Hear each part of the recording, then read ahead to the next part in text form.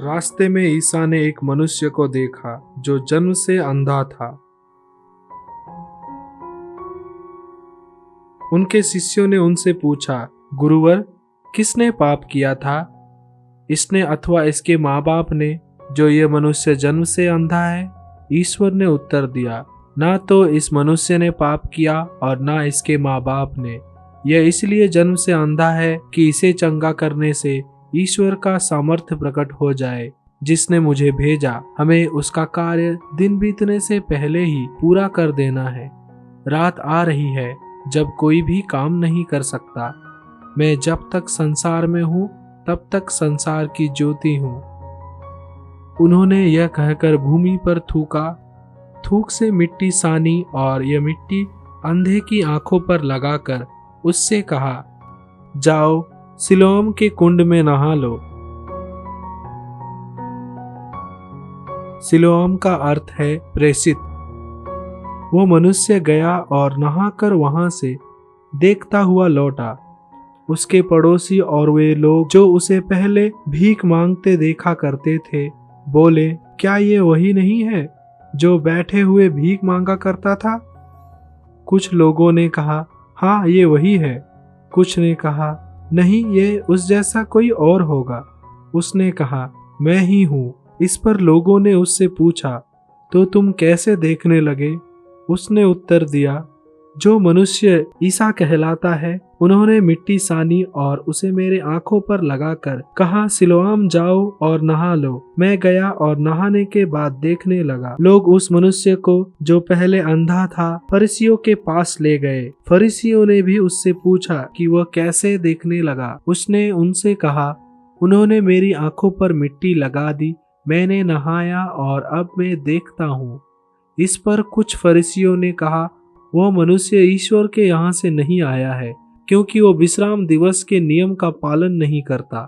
कुछ लोगों ने कहा, पापी मनुष्य ऐसे चमत्कार कैसे दिखा सकता है? इस तरह उनमें मतभेद हो गया। उन्होंने फिर अंधे से पूछा, जिस मनुष्य ने तुम्हारी आंखें अच्छी की है, उनके विषय में तुम क्या कहते हो? उसने उत्तर दिया, वह नबी है।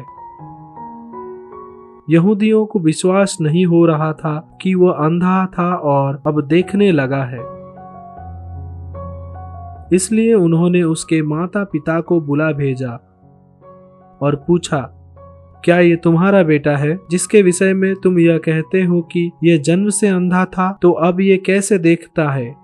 उसके माता पिता ने उत्तर दिया, हम जानते हैं कि यह हमारा बेटा है और यह जन्म से अंधा था, किंतु अब ये कैसे देखता है हम ये नहीं जानते। हम यह भी नहीं जानते कि किसने इसकी आंखें अच्छी की है। ये सयाना है, इसी से पूछ लीजिए, ये अपनी बात आप ही बोलेगा। उसके माता पिता ने यह इसलिए कहा कि वे यहूदियों से डरते थे।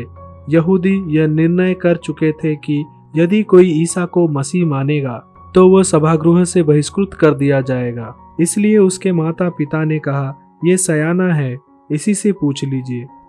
उन्होंने उस मनुष्य को जो पहले अंधा था फिर बुला भेजा और उसे शपथ दिलाकर कहा, हम जानते हैं कि वो मनुष्य पापी है।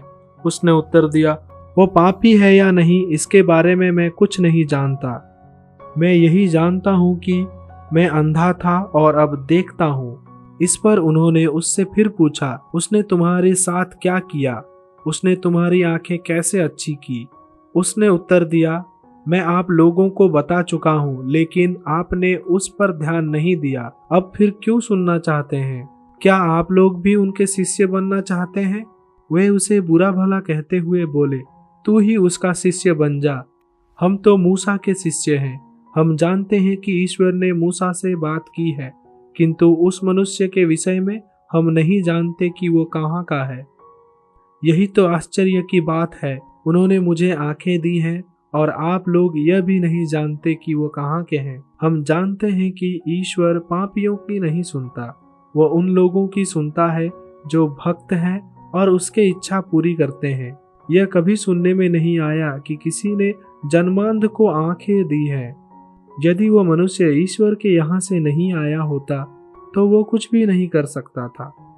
उन्होंने उससे कहा, तू तो बिल्कुल पाप में ही जन्मा है, तू हमें सिखाने चला है। और उन्होंने उसे बाहर निकाल दिया। ईसा ने सुना कि फरीसियों ने उसे बाहर निकाल दिया है, इसलिए मिलने पर उन्होंने उससे कहा, क्या तुम मानव पुत्र में विश्वास करते हो? उसने उत्तर दिया, महोदय, मुझे बता दीजिए कि वो कौन है जिससे मैं उसमें विश्वास कर सकूं। ईसा ने उससे कहा, तुमने उसे देखा है, वो तो तुमसे बात कर रहा है। उसने उन्हें दंडवत करते हुए कहा, प्रभु, मैं विश्वास करता हूँ। ईसा ने उससे कहा, मैं लोगों का पृथक्करण का निर्मित बनकर संसार में आया हूँ, जिससे जो अंधे हैं वे देखने लगे और जो देखते हैं वे अंधे हो जाएं। जो फरीसी उनके साथ थे वे यह सुनकर बोले, क्या हम भी अंधे हैं? ईसा ने उनसे कहा, यदि तुम लोग अंधे होते तो तुम्हें पाप नहीं लगता, परंतु तुम तो कहते हो कि हम देखते हैं, इसलिए तुम्हारा पाप बना रहता है।